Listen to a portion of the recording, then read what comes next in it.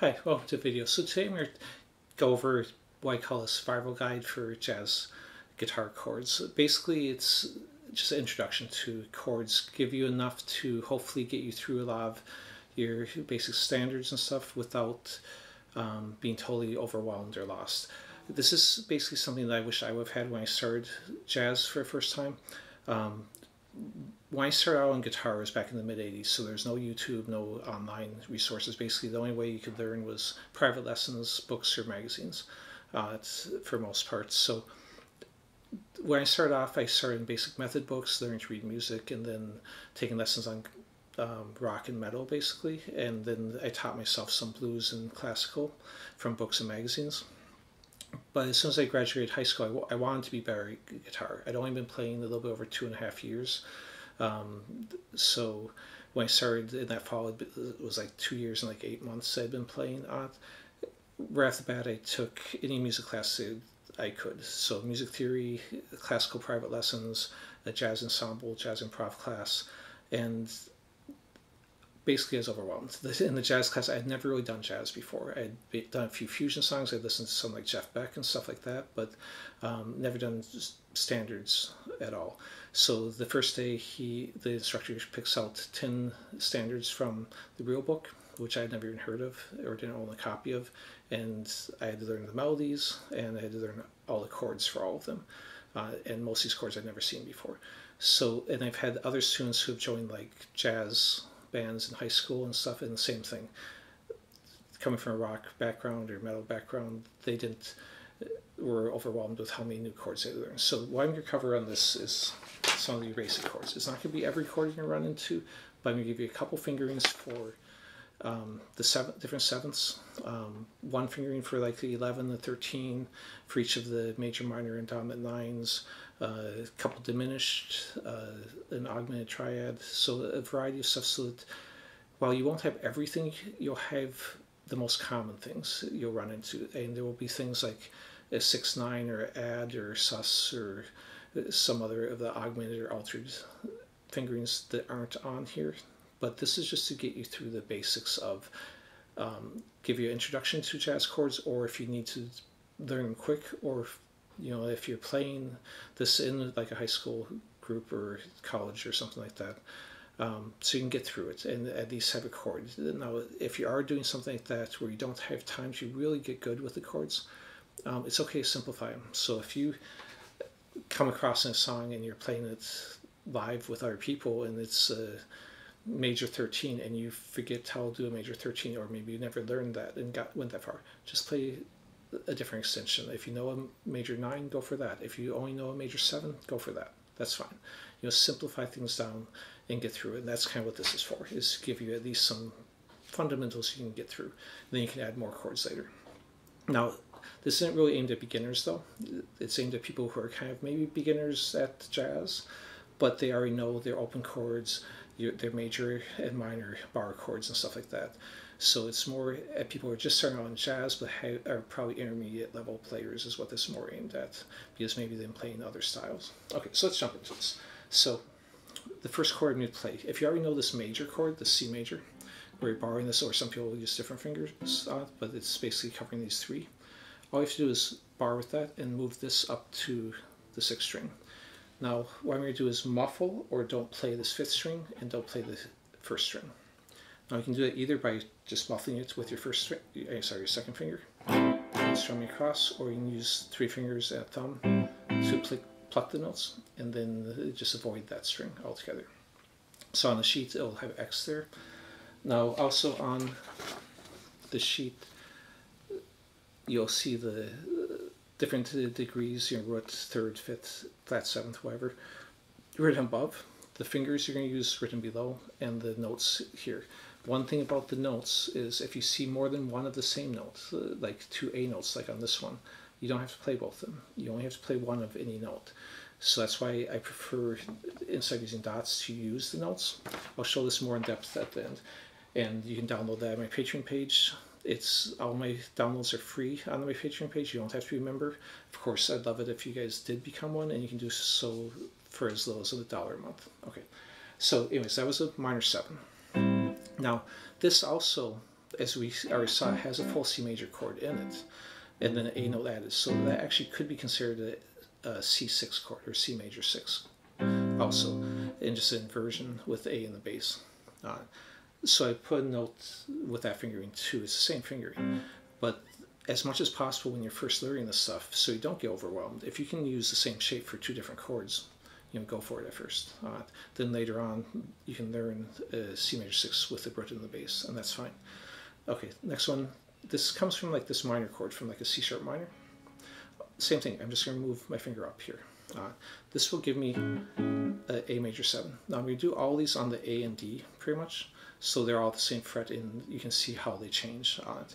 If you're playing them in a key, of course, all these can be moved anywhere. If I want the same major 7, I want to do a C major 7 or a G major 7, you just move it to that root, and that's fine. So that's your A major 7. Now we'll do a dominant 7.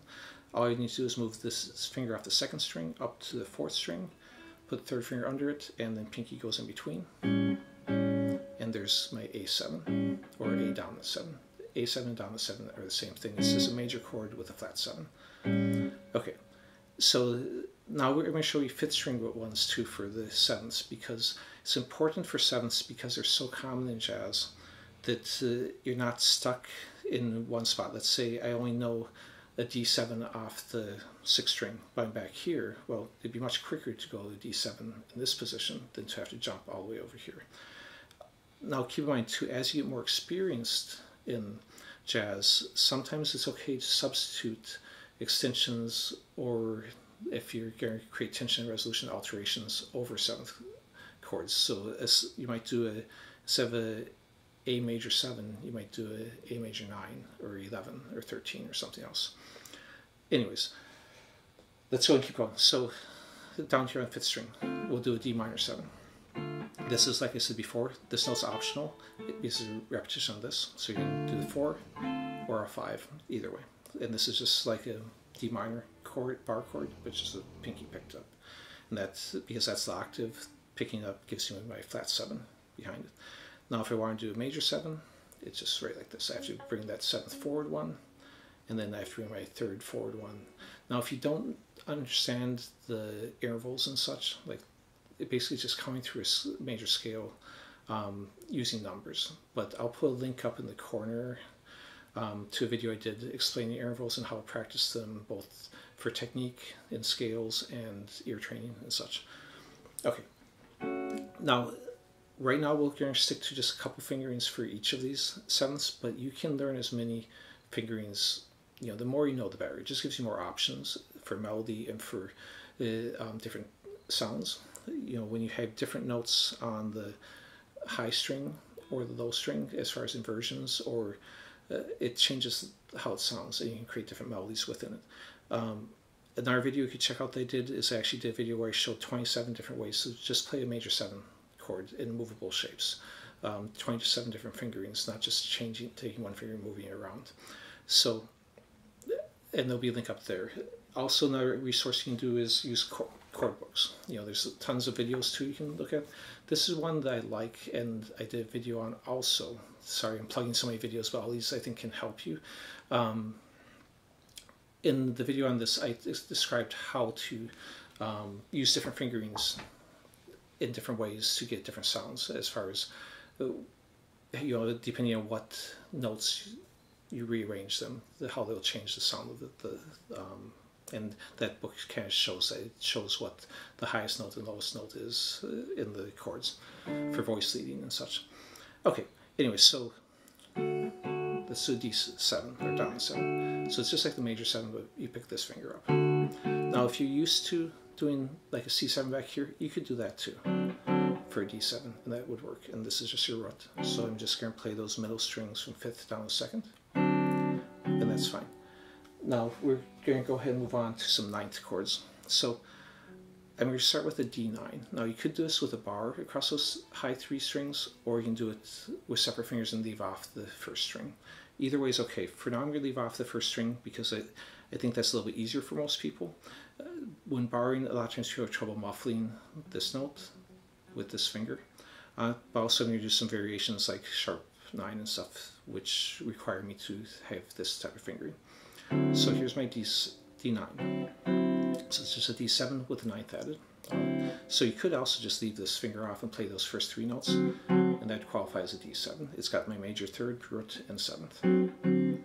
It's okay if you leave the 5th off. Okay, now I'm going to do a D minor 9. All you have to do is lower that 3rd, back 1, and there's my D minor 9. D9, D minor 9. Now if I want to do a major 9, it's a little bit trickier, but still not too bad. I just going to take my 3rd finger and lower down 1 and put pinky up, 1 up here. And there's my D major 9. Okay. Now I'm going to show some alterations. So again, alterations usually done over or down a 7. Usually that's going to resolve back to a 1. So you can create tension because you know resolution's coming up next. So usually the notes that are altered or changed are the 9th, sharp or flat, or the 5th, sharp or flat. So if I take this 9th on the 2nd string and move it forward 1, that's a chord that Jimi Hendrix kind of made popular in rock genre, more on the song Purple Haze. So this is a D7 sharp 9. Now if I want the flat 9, all I have to do is lower that note 1. So to do that is pick up that pinky, then we're going to bar this finger across. So, and that gives me a D7 flat 9. Now I didn't tab these, or I didn't do chord boxes for these next 2 shapes, but I'll go ahead and show you them because they're very easy if you can do these. All you have to do is add the 1st string, and this note would be my 5th, the one that I decided to leave off when I didn't do the bar. So if I lower that 1, that's a flat 5. If I raise it 1, it's a sharp 5. So basically what I'm doing is I got that 7th on top. I can then bar my 1st finger across the 2nd, 1st, and it's actually covering the 4th string too. Now that's got a flat 5 and a flat 9. So there's a lot of tension on it. And then you could do the same thing on the sharp 9. I could get a sharp 5 added by borrowing the pinky across. And then I've got a D7, sharp 9, sharp 5. Okay, let's keep going. Next one is super easy chord, D11. All you have to do is bar across 5 strings. And that gives me a D11. So real easy to move around. Next one, then we go up to 6 string root and do an A13. So this is similar to that A7 we did earlier, but I need to put this finger up here so pinky can come forward. And it's on the same strings, 6th, 4th, 3rd, and 2nd. And this would be A13. Okay. Next one I'm going to do is a D minor 7 flat 5. Not going to see these as much as what we've already done on a lot of these, but it's still a good one to know because you will see it sometimes. So here's a D. We had the D minor 7 before. What I need to do is take this 5th and lower 1. So that's kind of awkward. So I'm going to switch which fingers on top and then bar across here so I get the 5th and 3rd string. And there's my D minor 7 flat 5. Now, I wasn't going to show this next one because it's so, if you have this one down, you can play the next one. So let's move that whole shape down 1 string. Now my root is a G, and this would be a D diminished 7. It's another way to create tension, basically. Now I'm going to show you a different diminished 7. And now diminished 7 basically is a minor 7 flat 5 with what's called double flatted 7th. So you take that 7th that's already back 2 frets and you move it back 1 more. So if you picture my minor 7 flat 5 is here, now I need to move this back 1 more. So I'm going to switch my fingers. And there's another way to do diminished 7. Now sometimes on diminished 7, I usually like writing the DIM 7 because it's pretty self-explanatory. But sometimes you see a circle, and that means diminished 2. And sometimes the circle will mean diminished triad, sometimes it will mean diminished 7, sometimes we'll put a circle and a 7 to make it a little bit more clear that they mean the diminished 7. But just be aware that there's different ways to write some of these chords, but they're not necessarily different chords. Okay, and this next one, that's true too. It's an augmented chord. Augmented will sometimes say like an abbreviation of AUG after it. Sometimes I prefer to write a capital M to show this major and a sharp 5, and then whatever other extensions are being added to it. Sometimes you also see just a plus sign after. It's like an A with a plus, and that means augmented. Because what augmented is, it's raising the fifth one fret. So if you have a like power chord and you raise it up one fret, that would be considered augmenting that fifth or raising it. Okay, so simple fingering for this. It's for just the augmented triad, one, the root, the third, and the sharp five. Then you can move that down the string, and it works off your sixth or fifth string. I don't have to change anything on that. Now, sometimes in songs you'll see like a A7 augmented or A9 augmented or something like that. I'm not going to get into those fingers, but if you run into those and don't have time to learn them, just play augmented triad, and good enough for the moment, until you can get down to the other fingerings. Okay, another one I'm going to show. Let me see what else. Actually, I guess that's all the ones I'm going to show. So let's go and just look at the handout. So the top line are the ones off the fifth A and sixth string up here. So that says fifth fret is where we're starting at. All the ones until I say otherwise will be at that position then for that line. Again, the different intervals up here, and I did do the video on intervals, but I already mentioned that, that's right. So I won't mention that again. The fingering, just on the left hand, coming through 1, 2, 3, 4 on that, and then go down here, fifth string root ones, and the ninths, and the 11, 13, minor 7 flat 5, augmented, and the other diminished one. Okay, so download that. I'd recommend. It's hard to get off the screen on it, and that's why I put these so you can download them, or is because then you don't have to keep returning back to video. Even though that would give me more views, it's much easier to look at a piece of paper, in my opinion, than to try and come back every time you forget fingering. So please like the video if you learned anything from this. Leave any comments. I'll answer any questions. Share it. Subscribe. Right now I'm still trying to build up my channel enough to get monetized. I'm about halfway there, so anything you can do to get interaction helps the algorithm. And thanks for watching.